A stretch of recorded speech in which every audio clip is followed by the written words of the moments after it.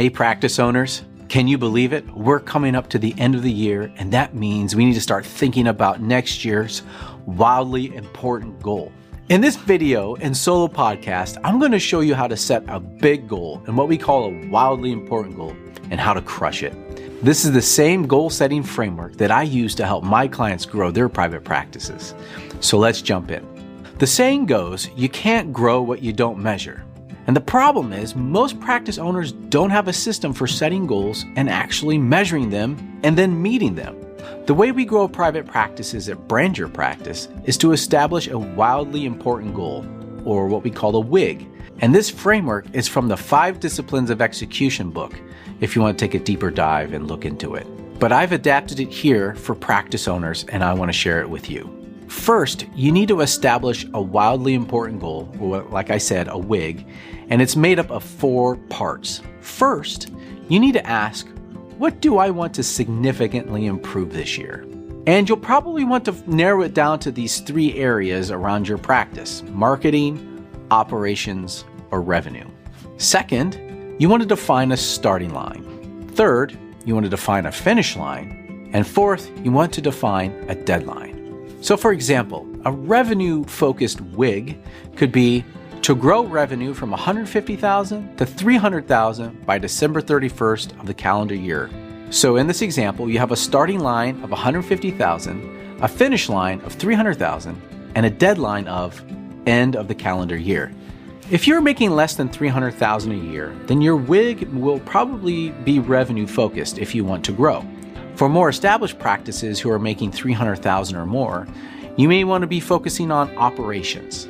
Maybe you want to significantly improve operations as it relates to clinician retention. Maybe you're losing too many therapists, so you want to figure out a way to incentivize their salary and benefits and compensation and things like that.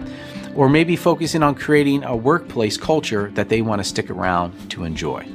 Or maybe another operations-focused WIG could be to move your clinicians over to employee status. So from a contractor, a 1099 contractor, over to a W-2 employee because of labor laws. Another operations WIG could be develop a streamlined intake system where you are able to respond to new client requests and book their appointments within 24 hours. Or maybe you need to create a goal around having your team write their clinical notes and charge their clients or submit insurance claims within 7 days. Well, let's say you want to significantly improve your practice as it relates to marketing. So that might look like creating a sales funnel for your practice that involves a new website, videos, a lead generating PDF to capture email addresses. And if this is the case for you and you want some more resources on this, be sure to go to my website and check out the Marketing for Therapists Ultimate Guide.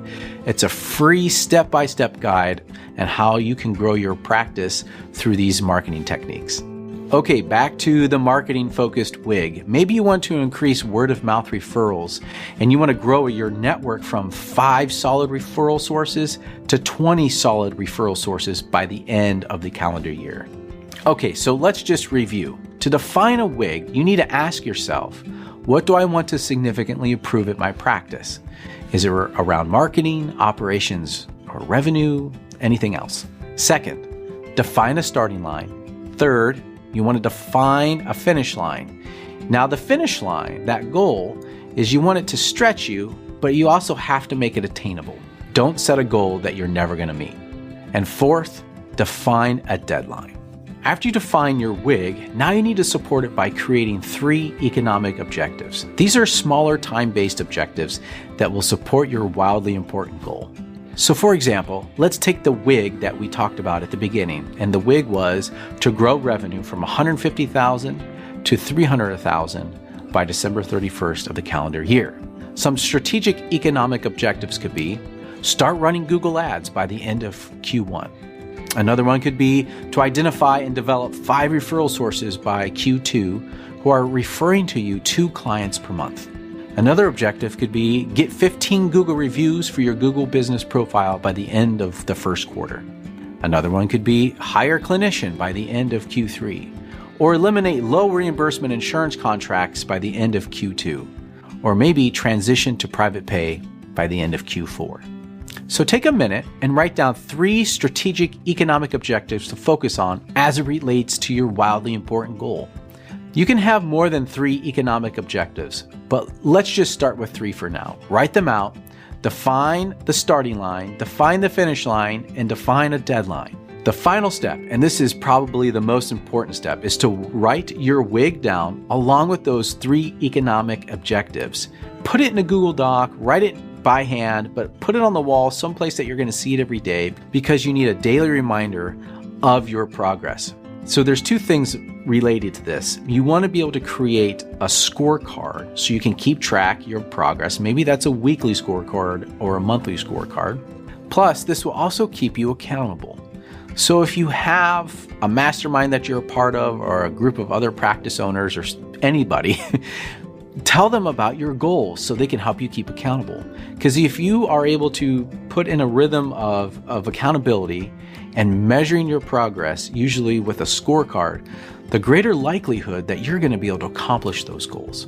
And before I let you go, I want to let you know about 2 resources that you can take advantage of today. If you're looking to start your own private practice, or if you need some extra support in marketing your private practice, I have 2 massive ultimate guides, one on how to start your practice and another one on how to market your private practice. They are step-by-step guides that you can find on my website. They're free. All you have to do is go to brandyourpractice.com and look for the free resource tab and click on the blog link. There you'll be able to find both of those resources for you, and they have free step-by-step guides to launch your private practice and how to market your private practice so you can get more clients in your doors. Thanks for joining me on today's episode. Please subscribe and share this podcast, and I'll see you on the next time on the Brand Your Practice podcast.